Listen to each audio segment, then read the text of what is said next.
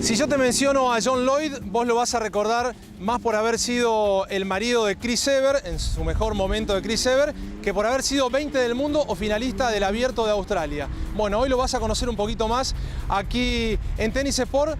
En la entrevista que le hizo Dani Miche, aprovechamos para agradecerle a Dani por su tiempo. Hoy está trabajando para la TV estadounidense, es británico, pero trabaja para los Estados Unidos. Conocer un poco más entonces a John Lloyd aquí en Tennis Sports. Well, John, how you see this moment for the British tennis with Andy Murray being the Davis Cup champion and #2 in the world? If he has any chance to fight for the #1 next season?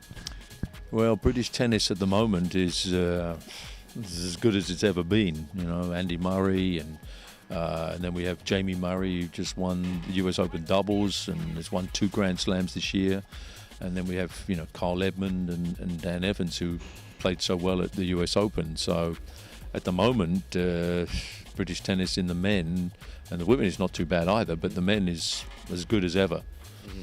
But, well, you have, after more than 70 years, a Wimbledon champion, a Davis Cup champion. What did happen in those years between many players and now great champions?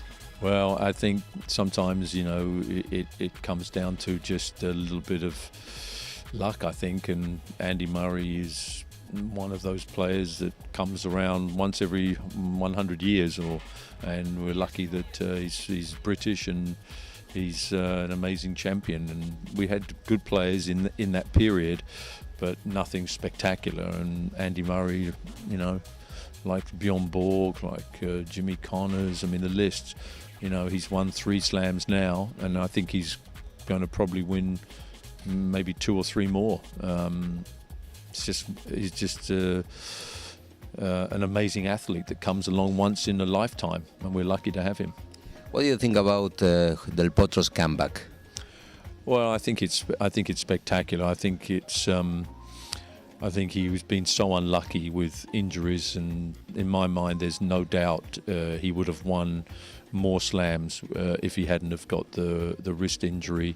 I think he was a spectacular player to watch, very nice guy, and I think tennis was unlucky because he was going to be one of the big superstars. He still is, but even bigger, because I think after he won the US Open, he would have won many more, and he just had this bad luck. But I think his comeback is fantastic, and hopefully, you know, he will win another Grand Slam, because he's certainly good enough to do so. The last one, you play in Buenos Aires. Yeah. What do you remember about Buenos Aires? What do you remember about Villa San Clerc age, playing with them?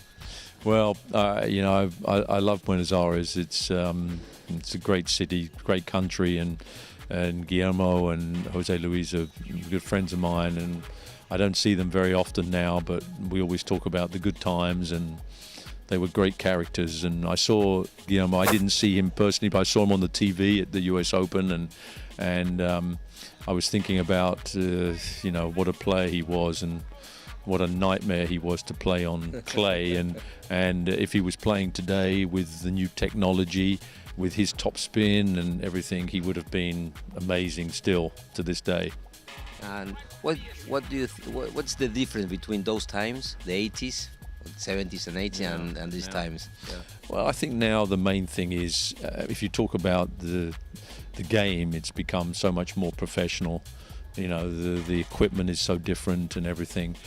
But I think in our day, we didn't make as much money, but I think we for sure, but we had more fun, I think, and I say that only because in the old days you didn't have so many people around you, not so many coaches, physiotherapists, doctors, whatever, managers. And in my day, it was just us, and the guys would, you know, you hang around, and the ones, you know, you would, if you lost, you would go out and have some fun. Now it's more of a business, and so I think our friendships and fun was better then.